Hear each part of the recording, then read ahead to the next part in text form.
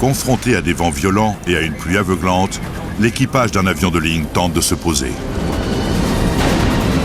Pose-le! Pose-le!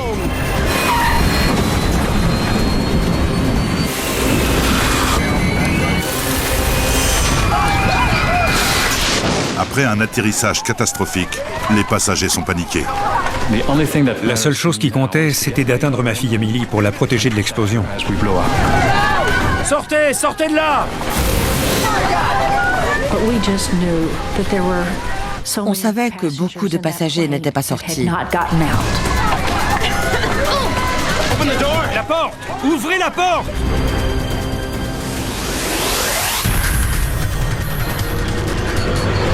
Mayday, Mayday.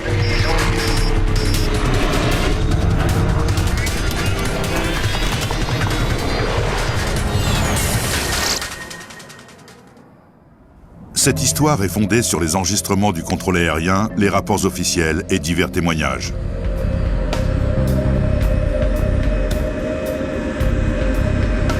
Mardi 2 août 2005, à l'aéroport Roissy-Charles de Gaulle. Les 297 passagers embarquent sur le vol Air France 358 à destination de Toronto. Au fond à gauche. Philippe Lacaille voyage avec son épouse et 2 de leurs 4 enfants. Emily, tu veux le côté hublot? Ils sont à l'arrière de l'avion et ne sont pas tous ensemble.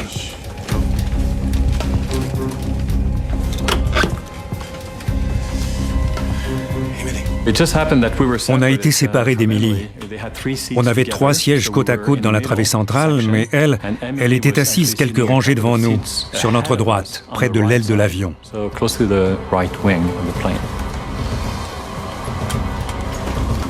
Pour Eddie O, le vol 358 est la suite d'un voyage entamé à Johannesburg. Je suis étudiant au Canada, à l'université de Queen's. Et tous les étés, je retourne en Afrique du Sud. Eddie est très chargé. J'avais toutes mes affaires, mes livres, mes vêtements, tout l'argent pour les frais de scolarité de l'année, mes ordinateurs portables. C'est aussi une étape supplémentaire du long voyage qui ramène Johan Kordari-Bundok de Thaïlande.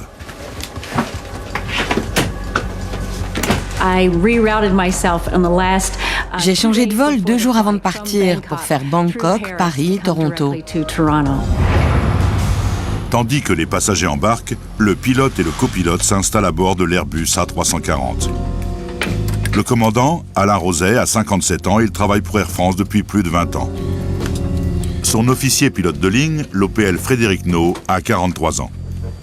Tu démarres ou je le fais? Fais la première partie du vol et je m'occuperai de l'atterrissage à Toronto. Je vérifie la météo. Les 2 hommes ont décidé que le commandant assurerait le décollage au départ de Paris et que l'OPL se chargerait de l'atterrissage au Canada. Destination Toronto Pearson. Check. Les équipages se partagent souvent les opérations afin que le copilote accumule de l'expérience. Un jeune homme entre dans le poste de pilotage. Bonjour, je m'appelle Maestro Chaussé.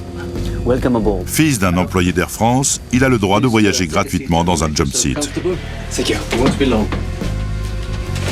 J'ai déjà fait ça et je me tiendrai tranquille.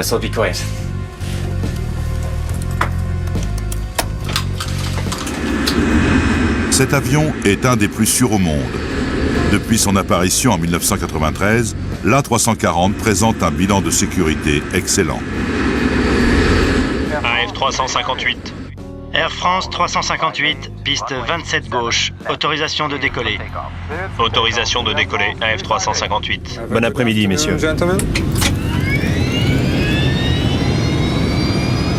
Peu avant 14 h, le vol Air France 358 décolle de Roissy-Charles de Gaulle.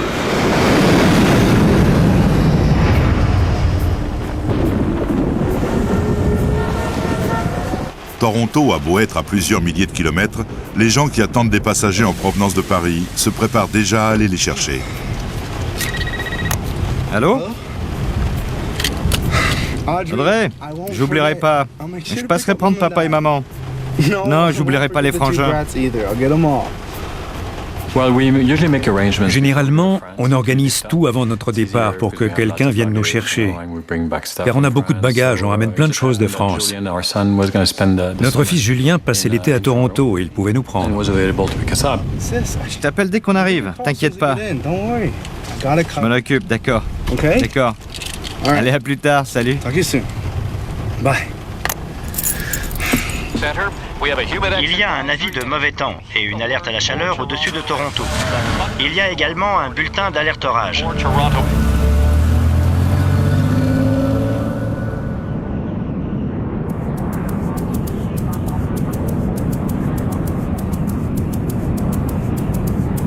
Le voyage Paris-Toronto dure en général 8 heures. Et alors qu'il approche du Canada, le vol 358 d'Air France a tout d'un vol ordinaire.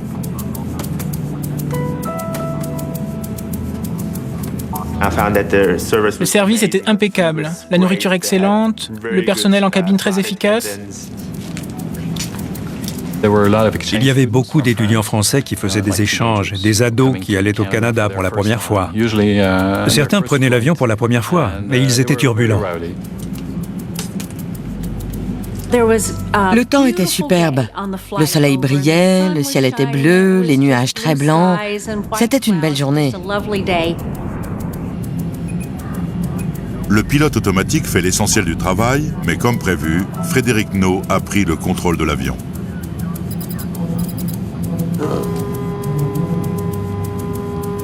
Il y a un nouveau bulletin météo. Les deux hommes reçoivent régulièrement des bulletins météo. Couvert et pluvieux, risque d'orage, température légèrement supérieure à 20 degrés.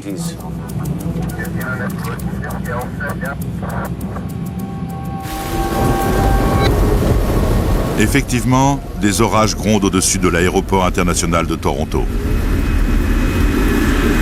La pluie, le vent et les éclairs se déchaînent sur les pistes. La foudre a contraint les autorités aéroportuaires à déclencher une alerte rouge. Cela signifie que les risques d'être touchés par la foudre sont si élevés que les équipes au sol n'ont pas le droit de travailler sur les avions.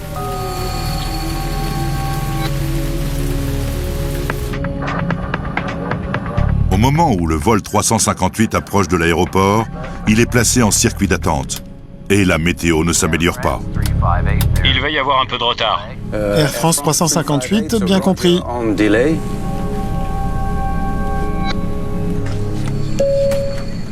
Mesdames et messieurs, ici le commandant de bord. J'ai le regret de vous annoncer un léger retard dû aux mauvaises conditions météo au-dessus de Toronto. Nous allons devoir patienter le temps que ça s'éclaircisse. J'ai été très surprise d'entendre le commandant nous annoncer un retard à l'atterrissage de 25 à 30 minutes à cause des orages à Toronto. Avant d'entrer dans la zone orageuse, l'avion est dévié de son cap vers un circuit d'attente au nord-est de Toronto. Son aéroport de dégagement Ottawa se trouve à près de 300 km.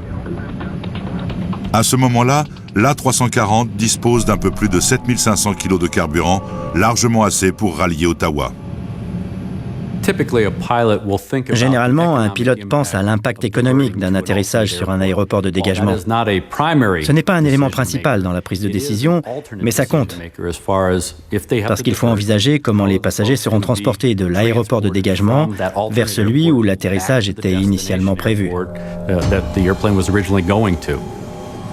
Faire atterrir l'avion et ses 297 passagers à Ottawa s'annonce comme un cauchemar logistique. Mais l'équipage ne peut pas patienter indéfiniment. Si l'attente se prolonge, ils devront s'y résoudre.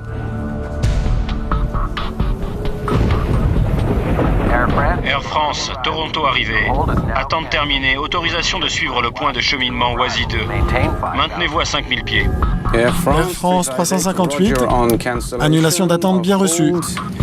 Autorisation à suivre Oisy 2. Malgré l'orage qui continue à se déchaîner à proximité de l'aéroport, l'équipage reçoit l'ordre d'entamer la procédure d'atterrissage.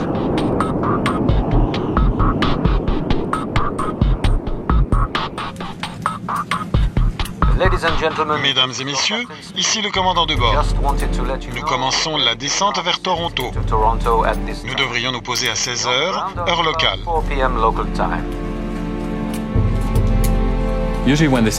Habituellement, quand on annonce 45 minutes, c'est bien. Souvent, c'est 1 heure, 1 heure et demie. Mais là, 20 minutes après, il nous a dit qu'il fallait qu'on se prépare à atterrir. Le copilote Frédéric No fait descendre l'A340 dans la tempête. AF 358, réduction de la vitesse à 190. Mais Frédéric No n'est pas préparé à ce qui l'attend. L'orage réserve une mauvaise surprise à tous les gens à bord du vol 358.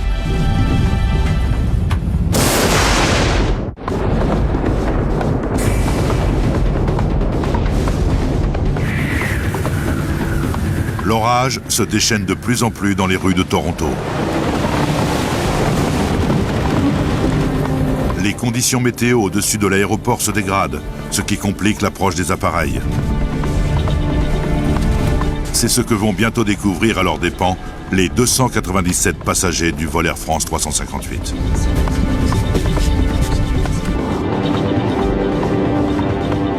Volet 2.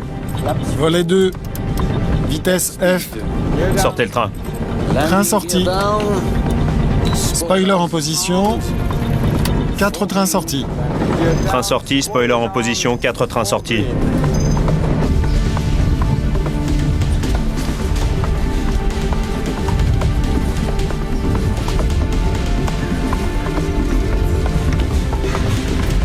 Ça ira, ne vous inquiétez pas. Tout de suite, le ciel et les nuages sont devenus noirs. Ça secouait un peu. Dehors, c'était vraiment un orage. Mais pour moi, ça n'était rien de plus qu'un atterrissage par temps orageux. Mais tout le monde ne partage pas cet avis. L'avion était vraiment très secoué. Il y avait beaucoup de turbulences. On était au milieu d'une zone météo très mauvaise et je ne m'y attendais pas du tout.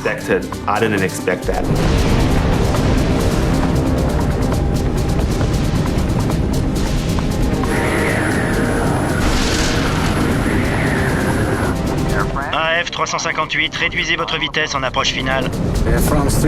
Le copilote a mis l'avion en position et il est sur le point de le poser. AF 358, reçu. Volet au maximum. Volet au maximum.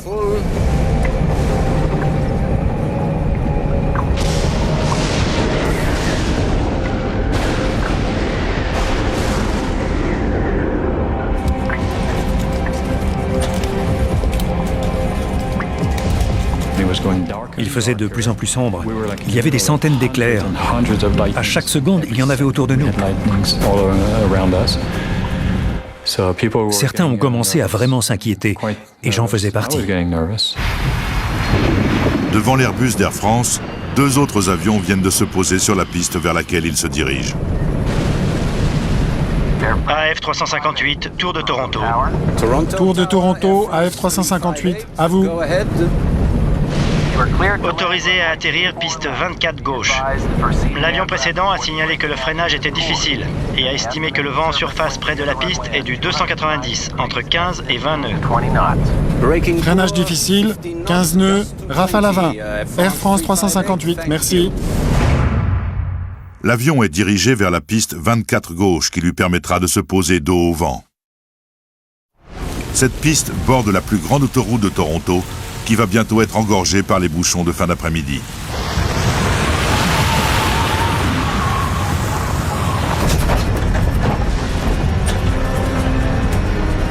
S'attendant à des vents imprévisibles et de l'eau de pluie sur la piste, le pilote et le copilote préparent l'atterrissage. Sélecteur frein sur médium. Médium. L'approche finale a été infernale. Il y avait des éclairs partout, des turbulences énormes.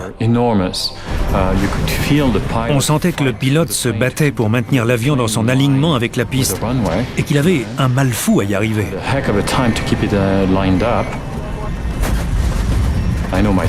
Mon fils était très inquiet et moi je l'étais de savoir ma fille loin de nous.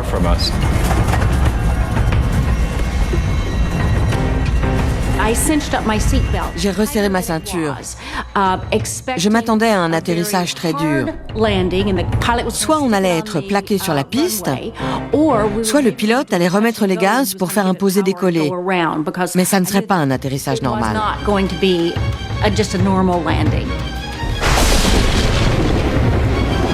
Atterrissage, pilote automatique et automanette coupée. À 16h02, le vol 358 est au-dessus du début de la piste.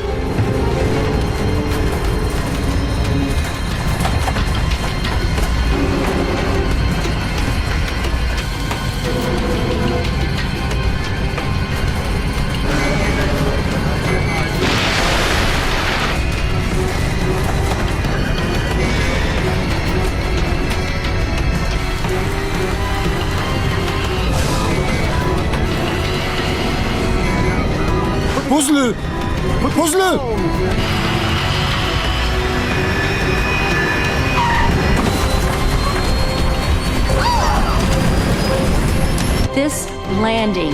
Cet atterrissage a été le plus intense et le plus dur de tous ceux que j'ai connus.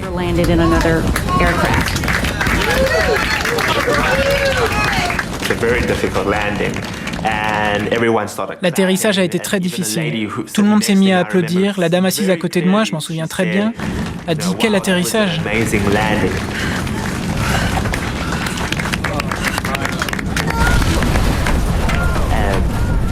Mais dès qu'elle a eu terminé sa phrase, ça a été l'enfer.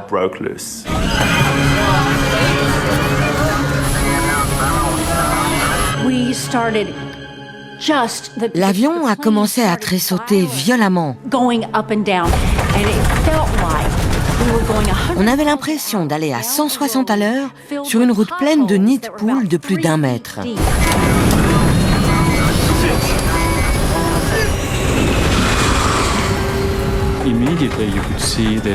Immédiatement, on a vu un rougeoiement orangé. Je ne l'oublierai jamais.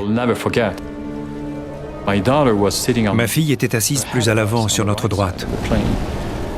Et à ce moment-là, elle a tourné la tête dans notre direction, les yeux exorbités, et son visage se découpait sur un fond complètement orange. Quelques instants après l'atterrissage, l'avion qui roule à plus de 140 km/h arrive en bout de piste.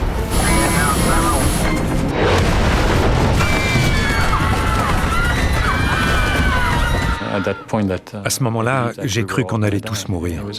Personne ne survit à ce genre de choses. C'était la fin.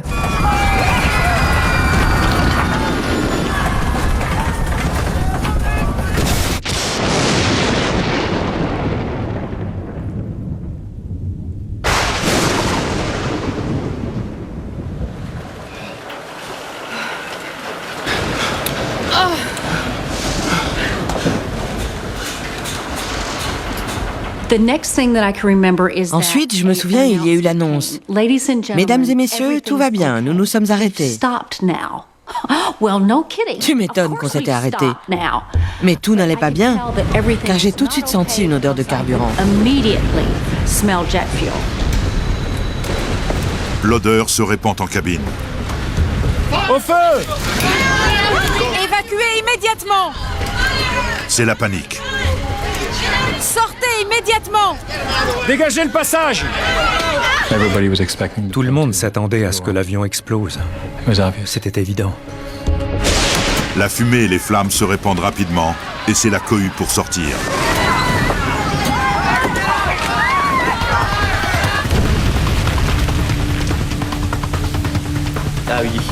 On a entendu quelqu'un à l'arrière crier « Au feu !» Et là, ça a vraiment été la panique. S'ils ne sortent pas, ils n'ont plus que quelques secondes à vivre. 2 minutes après le début d'un incendie, la situation devient intenable. Donc, on essaie de procéder à une évacuation dans un délai de 90 secondes, tout en s'assurant qu'elle se fera autant que possible en sécurité. Les 297 passagers s'efforcent de sortir de l'avion. Émilie! Émilie! Émilie! La seule chose qui comptait, c'était d'atteindre ma fille Émilie, qui était assise 2 rangées en avant de la mienne, et de me coucher sur elle pour la protéger de l'explosion.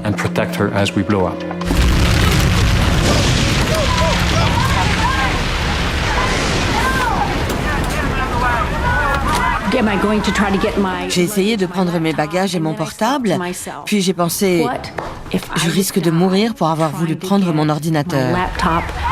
Et là, je me suis dit qu'il fallait que je sorte. Sur cet avion, il y a 8 issues de secours.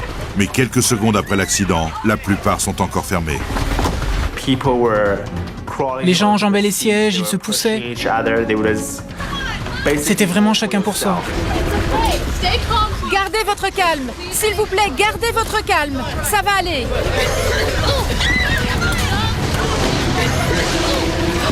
La porte! Ouvrez la porte!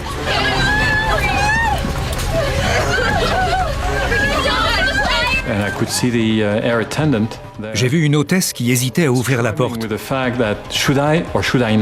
car l'incendie faisait rage juste de l'autre côté.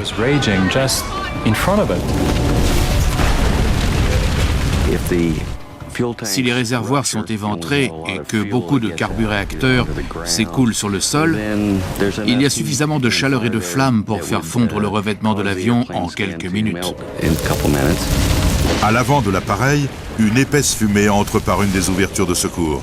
Et Joan Cordari-Bundock se précipite de l'autre côté de l'avion. Le monsieur qui était devant moi tenait son sac, mais ça l'encombrait pour descendre le toboggan d'évacuation. C'était un homme assez corpulent. Et le toboggan ne s'est pas déployé jusqu'au bout. Donc j'ai basculé par-dessus ce monsieur et je suis tombée par terre. Eddie O a lui aussi trouvé une sortie, mais sans toboggan. Des gens me poussaient en avant, je n'arrivais pas à me retenir. Et je voulais pas sauter car j'étais au moins à 5 mètres de haut.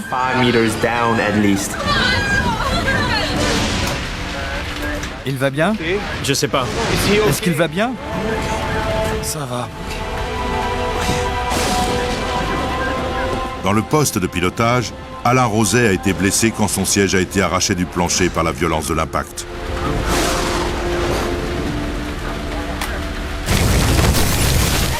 De précieuses secondes s'écoulent avant que l'hôtesse parvienne à ouvrir l'issue de secours à côté des sièges de la famille Lacaille. Malgré les flammes et la fumée qui les attendent au dehors, les passagers sautent de l'avion. J'ai poussé les enfants, ma femme est descendue, et moi aussi. Et on a couru aussi vite qu'on pouvait à travers des bouts de métal tordus, des buissons épineux, à travers ce qui restait du sol que l'avion avait dévasté.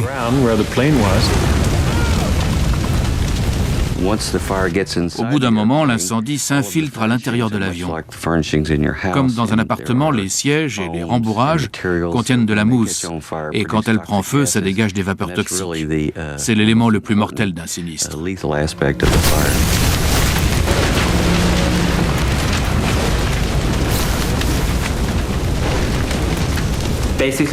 J'avais plus le choix, il fallait se jeter.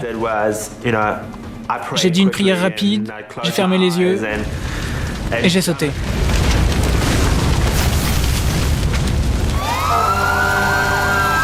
Les secours arrivent sur les lieux 52 secondes seulement après l'accident. Mais compte tenu du risque d'explosion, ils ne peuvent s'approcher trop près. On avait beaucoup de mal à distinguer quoi que ce soit à cause de la pluie. Il y avait aussi beaucoup de fumée autour de l'avion à cause de l'incendie. Mais on voyait que certaines parties de l'appareil avaient été arrachées. Il y avait des roues à côté de l'autoroute et des morceaux d'ailes. Philippe Lacaille et sa famille escaladent le remblai que l'avion vient de percuter. À ce moment-là, l'avion a explosé.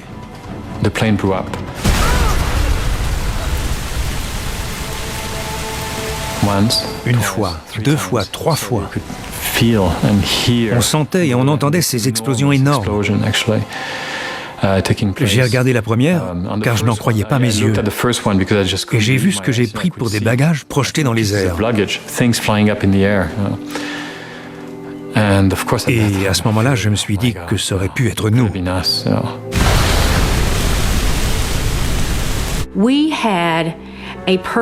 On voyait parfaitement l'avion. Il y avait une fumée noire qui sortait du flanc de l'appareil et des flammes jaunes, oranges et rouges. On était sauvés, mais on savait que beaucoup de passagers n'étaient pas sortis.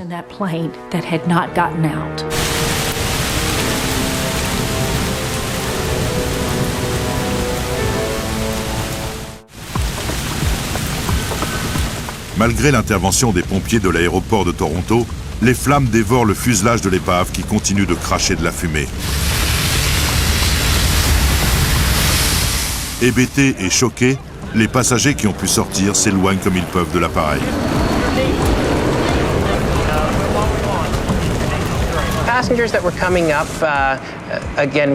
Les passagers qui arrivaient étaient trempés et couverts de boue. Plusieurs d'entre eux pleuraient. Ils cherchaient d'autres passagers, des membres de leur famille ou des amis qui se trouvaient avec eux.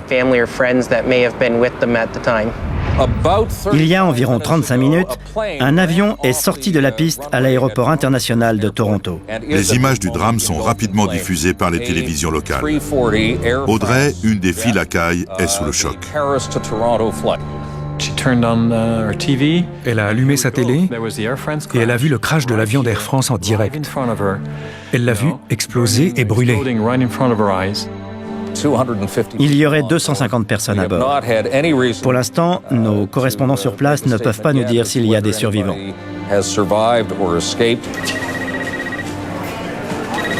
Julien, le fils des Lacaille, attend sa famille à l'aéroport. Il ignore encore tout ce qui vient d'arriver. Quoi? Comment ça, où je suis? À l'aéroport, j'attends. Quoi? Julien ne savait rien alors qu'il était sur place. Audrey lui a dit « Tu risques d'attendre longtemps, car leur avion vient de s'écraser. » Une des voies de circulation les plus utilisées d'Amérique du Nord borde l'aéroport. Et en ce début d'heure de pointe, elle est bondée. Les automobilistes ralentissent, hypnotisés par le spectacle de l'avion en flammes.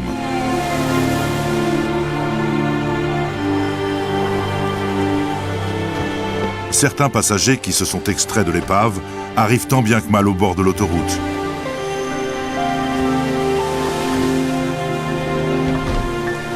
Des automobilistes s'arrêtent pour les emmener à l'aéroport.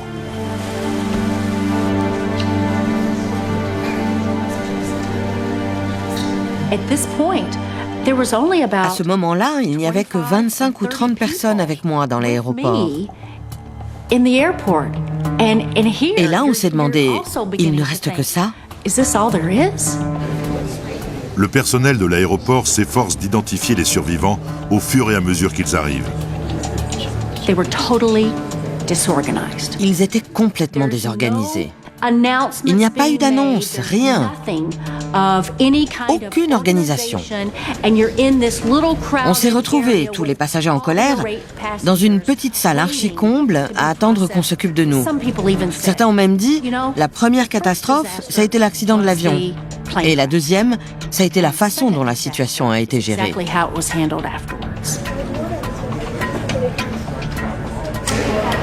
Pour les proches et les familles, l'attente est terrible. Julien Lacaille redoute le pire. Pendant au moins 1h30, il nous a cru morts. C'est honteux, car bien sûr, nous, on a paniqué, on a eu la peur de notre vie. Mais les familles qui attendaient les passagers ont eu encore plus peur, car pour elles, ça a duré bien plus longtemps. Elles ont vraiment cru que leurs proches étaient morts. Au bout de plusieurs heures, les passagers et leurs familles sont enfin réunis. Julien! Julien!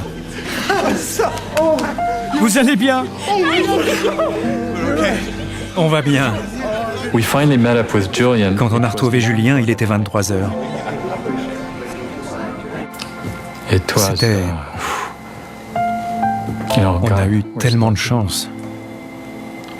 Tellement de chance d'être en vie. C'est difficile à expliquer. C'est comme si on vous donnait une deuxième chance. C'était mon fils. Je ne lui avais peut-être pas dit que je l'aimais avant de partir pour la France. Et là, c'était l'occasion de le faire. C'était un moment très beau, très, très profond. Les retrouvailles de ce genre se multiplient et au bout de plusieurs heures de vérification, Air France et les autorités aéroportuaires locales annoncent une nouvelle incroyable. Tous les passagers et tous les membres d'équipage du vol AF358 ont réussi à s'extraire de la carcasse de l'avion en flammes.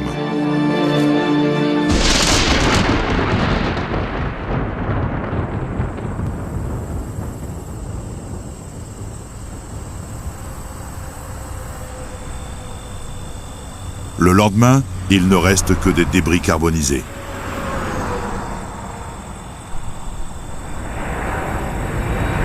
L'Airbus A340 est un avion sophistiqué et très bien conçu, affichant un bilan de sécurité irréprochable.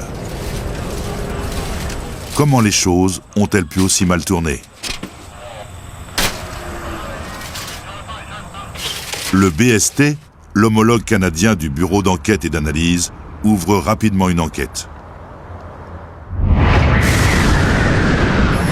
Atterrissage, pilote automatique et automanette coupée. La pluie et les orages avaient secoué l'avion tout l'après-midi. Mais la météo a-t-elle suffi à provoquer l'accident? Pose-le! Pose-le!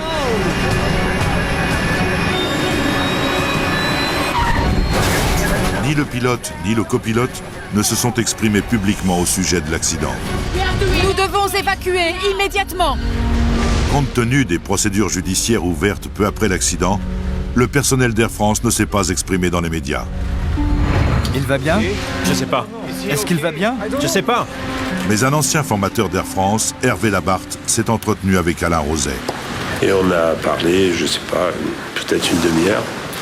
Et il m'a dit, donc ça c'est le fait que je ressors de cette conversation, il m'a dit avoir demandé au contrôle, ou plus exactement, avoir informé le contrôle que là, il était vraiment tout près d'envisager de dégager. Et ce qu'il m'a dit, c'est que le contrôle lui avait dit, lui avait répondu, on va ouvrir le terrain très vite. Il y avait l'ambiance, je pense, les éclairs, les turbulences. Et très très vite, on lit moins bien les instruments. L'avion est plus difficile parce qu'il bouge beaucoup, quoi. Les enquêteurs découvrent que tandis que l'équipage s'efforçait de contrôler l'appareil au sol, les instruments très sensibles utilisés pour mesurer le vent sur la piste avaient été endommagés par la foudre. Sans eux, les pilotes étaient tributaires de leur système embarqué pour connaître les conditions de vent. L'équipement de bord ne donnait que la direction et la vitesse du vent au niveau du nez de l'avion à un instant donné, et rien plus à l'avant. Les pilotes n'avaient donc aucun moyen de savoir ce qui les attendait. Pourtant, 2 avions s'étaient posés sur la même piste quelques minutes seulement avant le vol d'Air France. Et les équipages de ces appareils avaient fait de leur mieux pour informer le contrôle aérien des difficultés liées aux conditions météo. AF358, Tour de Toronto. Tour de Toronto, AF358, à vous. Autorisé à atterrir piste 24 gauche. L'avion précédent a signalé que le freinage était difficile et a estimé que le vent en surface près de la piste est du 290, entre 15 et 20 nœuds. Freinage difficile, 15 nœuds. 20 nœuds, 37 km/h, c'est beaucoup, mais bien en deçà de la limite pour pouvoir poser un A340. Lorsque les enquêteurs étudient les images radars de l'aéroport, ils font une découverte. Au moment où le vol AF358 a atterri, un rideau de pluie a violemment balayé la piste du nord vers le sud, poussé par une rafale soudaine de 33 nœuds, soit plus de 60 km/h. L'équipage d'Air France a donc été confronté à des conditions bien plus mauvaises que celles qu'on leur avait annoncées. Atterrissage, pilote automatique et automanette coupée. 33 nœuds, c'est le vent de travers maximum toléré pour un A340 se posant sur une piste sèche. Donc à 33 nœuds, à 90 degrés, vous commencez à dépasser les limites de l'avion. En étudiant l'aéroport, les enquêteurs trouvent une autre pièce du puzzle. Des problèmes de maintenance et les orages ont obligé les contrôleurs aériens à utiliser la piste 24 gauche, mais c'est la plus courte de l'aéroport. Elle mesure près de 650 mètres de moins que certaines autres. Le vol AF358 doit donc se poser sur la piste la plus courte, aveuglé par la pluie et poussé par des vents inattendus. Depuis 4 heures en vol, ils savaient qu'il y avait des orages terribles, alerte rouge, etc. C'est ce qui, pour moi, pose le plus de problèmes parce que... Est-ce qu'ils étaient fatigués? Est-ce qu'il y avait un peu de laisser aller de la routine? Mais en tout cas, c'est clair qu'ils n'ont pas mesuré le danger. Il est évident que les pilotes n'ont pas perçu comme menaçantes les informations provenant de ces sources différentes. Par conséquent, ils ont tenté d'atterrir. Malgré des conditions mauvaises et une piste plus courte, l'avion disposait de 3000 mètres pour se poser, ce qui aurait dû suffire. Pour découvrir pourquoi les choses ont mal tourné, les enquêteurs remontent dans le temps. En 1999, un accident étonnamment similaire a eu lieu à Little Rock, aux États-Unis. Je ne vois rien. On a dévié. Je ne vois vraiment rien. On a dévié. Confronté à une météo imprévisible, l'équipage d'un appareil d'American Airlines s'était posé, mais avait fini par sortir de la piste. 11 personnes avaient trouvé la mort. Greg Feith avait alors participé à l'enquête. Tout de suite, j'ai eu une impression de déjà-vu. Les premiers éléments concernant l'accident de l'avion d'Air France m'ont beaucoup rappelé celui d'American Airlines. À Little Rock, Greg Feith avait découvert que l'équipage avait commis une erreur dramatique qui était en grande partie à l'origine du drame. Les pilotes n'avaient pas suivi toutes les procédures et les spoilers n'étaient pas armés. Or, ça permet de réduire la portance des ailes et ça fait appuyer lourdement l'avion sur la roue de train principale pour un freinage optimal. Les spoilers ne sont qu'un des moyens d'arrêter un avion de ligne. On utilise aussi des inverseurs de poussée ou reverse pour diriger la poussée des turbines vers l'avant lors de l'atterrissage et enfin des freins sophistiqués. Pour s'assurer qu'il n'y a pas eu de problème mécanique, les enquêteurs examinent ces 3 modes de freinage. Un des freins du vol 358 a été détruit par l'incendie, mais les 7 autres sont passés au banc d'essai. Tous fonctionnent correctement. Volet 2. Volet 2. Vitesse F. Sortez le train. Les enquêteurs constatent également que, contrairement à ce qui s'est passé à Little Rock, les spoilers ont été correctement déployés. Train sorti, spoiler en position, 4 trains sortis.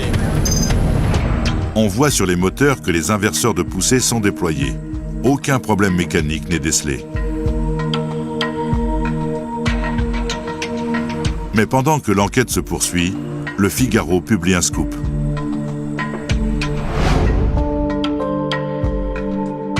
Il semblerait que les inverseurs qui permettent de ralentir l'avion en utilisant les moteurs n'aient été sortis que 12 secondes après que l'avion a touché la piste. À ce propos, le commandant Rosé m'a donc confirmé ce fait. Et son explication était que son pilote était crispé et avait beaucoup de mal à contrôler l'avion en latéral à cause probablement des rafales de vent de travers et aussi parce que la piste était très glissante et que donc sa main était crispée sur les manettes des gaz. Ça empêchait aussi le commandant de le faire lui-même et les reverses ne sont pas sortis. Peu après la parution de l'article, les enquêteurs publient leur rapport préliminaire et ils confirment la version du Figaro. Le BST explique que même si les inverseurs de poussée étaient sortis, ils n'ont pas été déployés dès que l'avion a touché le sol. En fait, il a fallu attendre 17 secondes avant qu'ils atteignent leur puissance maximale. La question du pourquoi de ce retard a été soulevée dans le rapport préliminaire et je ne m'aventurerai pas à spéculer sur sa nature ou sur sa cause. Je sais simplement qu'en règle générale, les pilotes sortent les reverse dès que possible pour avoir un freinage maximal. Les enquêteurs mettent en lumière d'autres éléments troublants survenus dans les dernières secondes du vol 358. Lorsqu'il est arrivé au-dessus de la 24 gauche, l'avion était 2 fois trop haut et il s'est posé donc presque à mi-piste. Pose-le! Pose-le! Vu les conditions météo, l'équipage n'avait pas assez de temps pour s'arrêter. Une fois que l'avion est sur la piste, le pilote doit décider soit d'y rester pour essayer de se sortir de ce pétrin, soit annuler l'atterrissage, remettre les gaz, redécoller, faire un tour, reprendre ses esprits et tenter un deuxième atterrissage. Dans un poste de pilotage, les décisions ne sont pas unilatérales. Pilote et copilote travaillent en tandem. Si le commandant voit que l'atterrissage va mal se terminer, il doit remettre les gaz.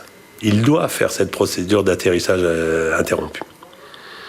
C'est une obligation. Et bien entendu, si le copilote de lui-même le voit, c'est à lui de le faire en premier. Mais le commandant de bord a cette responsabilité d'intervenir pour ne pas laisser se dérouler un atterrissage trop long, ça c'est clair. Au moment où l'avion a touché le sol, il n'avait plus que 1500 mètres pour s'arrêter. Et le fait que les rivers n'aient pas été sortis immédiatement a fait perdre de précieuses secondes. Est-ce que l'action des reverses immédiates aurait fait une différence ? Oui, bien entendu dans le cas général, puisque l'efficacité des reverses est à son maximum à grande vitesse, c'est-à-dire tout de suite à l'atterrissage. Et c'est tout l'intérêt des reverses, on peut résumer en parlant de freinage aérodynamique. L'autre problème, c'est que l'avion a touché des roues à mi-piste. Et que, reverse ou pas, à mi-piste, c'était déjà trop tard, comme l'a souligné le directeur de l'enquête. Cela dit, s'il avait actionné malgré tout les reverses immédiatement, il serait sorti moins et moins vite. Par gros temps, la marge d'erreur est quasiment nulle. Cet après-midi-là, la pluie, une bourrasque de vent, un atterrissage tardif et une piste courte ont scellé le sort du vol 358. Les spécialistes de l'aéronautique sont d'ailleurs inquiets quand ils constatent que le nombre de sorties de piste reste encore trop fréquent de par le monde et que les procédures de sécurité pour les empêcher n'ont pas été mises en place.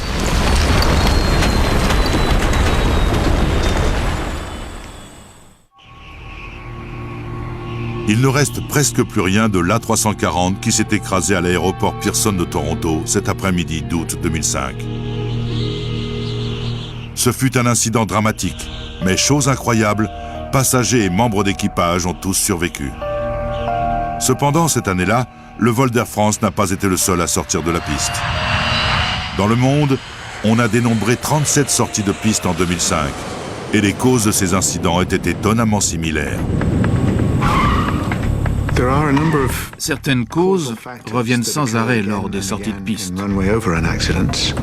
Les conditions météo, l'état de la surface de la piste, elle peut être mouillée, gelée ou enneigée, et une allure excédant la vitesse d'approche à respecter suivant le type d'appareil, ce qui fait que l'avion ne ralentit pas suffisamment.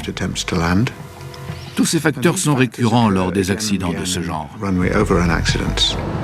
Contrairement à l'accident de Toronto, d'autres du même genre ont fait des victimes. Cet avion est sorti de la piste à Chicago quelques mois après celui d'Air France et a provoqué la mort d'un enfant qui se trouvait dans une voiture. Beaucoup d'aéroports anciens, en particulier dans les grandes villes qui se sont étendus vers les aéroports, ne peuvent consacrer qu'un espace limité aux aires de dégagement. Il faut songer à ce qui se passe quand la piste est couverte de neige, de glace ou d'eau stagnante. Cela nuit à la distance de freinage de l'avion. Ajoutez à ces conditions un vent arrière qui soufflait lors de l'accident du vol d'Air France. Et quand vous additionnez ces facteurs, vous augmentez les risques à l'atterrissage de 50%. L'Organisation de l'aviation civile internationale a recommandé que chaque aéroport dispose d'une zone de sécurité de 300 mètres au bout des pistes accueillant des vols internationaux. Un peu moins contraignante, les normes canadiennes exigent une aire de dégagement de 60 mètres seulement, avec une rallonge de 90 mètres. La piste 24 gauche est dans le bas de cette fourchette. Il y avait déjà eu à Toronto une sortie sur une piste qui se trouvait alors presque dans le même alignement que celle qui existe actuellement. En 1978, un DC-9 d'Air Canada qui n'avait pas pu décoller était tombé dans un grand fossé. L'avion a commencé à freiner, mais on est tombé d'une quinzaine de mètres au bout de la piste. On est passé par-dessus le bord. Il y a eu un grand bruit. Il y avait des gens et des sièges partout. Lors de cet accident, 2 personnes avaient été tuées. Une enquête menée suite au drame avait recommandé de combler le fossé, mais cela n'a jamais été fait. Le fossé est abrupt, il fait une quinzaine de mètres. Si vous faites tomber une machine aussi complexe qu'un avion de ligne d'une telle hauteur, il se casse. Il existe pourtant une solution pour remédier aux sorties de piste, mais elle n'a été mise en place que dans quelques aéroports internationaux. Il s'agit d'un système d'arrêt d'avion baptisé IMAS. C'est une couche d'une sorte de pierre artificielle ou de gravier artificiel d'une certaine profondeur. Tous ceux qui ont essayé de faire du vélo sur du gravier ont constaté qu'il s'arrête très vite et qu'il est presque impossible d'en sortir en pédalant. C'est pareil pour les avions. Seuls quelques aéroports dans le monde ont installé ce système. C'est nettement plus efficace que le freinage par friction et incomparablement plus efficace que les inverseurs de poussée et les spoilers. Bien réalisés, ces systèmes peuvent stopper un avion de grande taille, quel que soit l'état de la piste, sur une distance très courte. Nous devons évacuer immédiatement. Une des directives de sécurité a cependant bien été respectée lors de l'incident du vol 358. Malgré la fumée et les flammes, l'équipage s'est assuré que tous les passagers évacuaient l'Airbus en 90 secondes.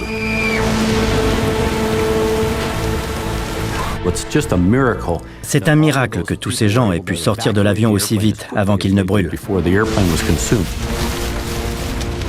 Ce vol Air France est remarquable dans la mesure où tout le monde s'en est sorti indemne. Certains étaient blessés, mais tout le monde a survécu. Il faut le signaler, et de ce point de vue-là, l'évacuation a été très efficace.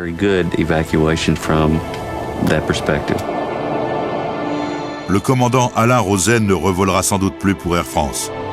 Ses blessures ont nécessité des traitements très lourds, et à la date de l'accident, il était à moins de 3 ans de la retraite.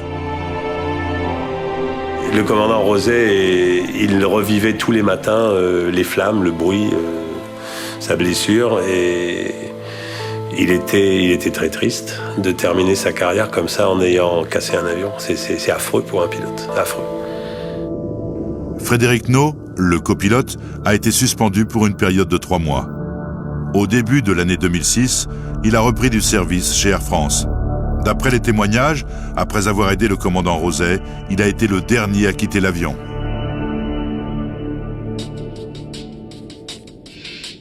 Les passagers, eux, font face à l'accident, chacun à leur manière. J'ai fait des cauchemars presque toutes les nuits. Des flashs me revenaient pendant la journée. Je ne dormais plus, je ne mangeais plus.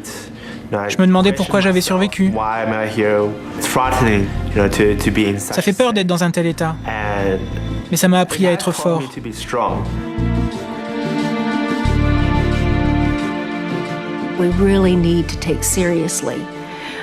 Il faut vraiment prendre au sérieux les directives de sécurité et les consignes d'évacuation. Car on ne sait jamais. C'était un vol sans histoire. Il n'y avait aucun signe annonciateur d'un problème. Tout a basculé à la dernière seconde. Dieu merci, je suis là pour en parler aujourd'hui. La porte! Ouvrez la porte! Il y a eu beaucoup de négatifs dans cet accident. Il y a eu beaucoup de positifs. Le négatif, c'est « je vais mourir, c'est horrible, je fais des cauchemars ».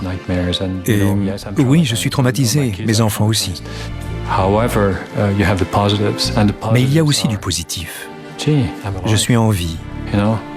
On m'a donné une deuxième chance. On m'a donné une deuxième vie. Et nous tous, ma femme, mes enfants et moi, nous avons ressenti ces mêmes effets positifs. Il faut donner, faire quelque chose pour autrui, ouvrir son cœur et faire preuve de compassion à l'égard des gens qui en ont besoin. C'est presque thérapeutique pour nous. Plus on fait pour autrui, mieux on se sent. Donc, je me suis dit que si je pouvais ouvrir mon cœur aux autres, ça m'aiderait, moi aussi.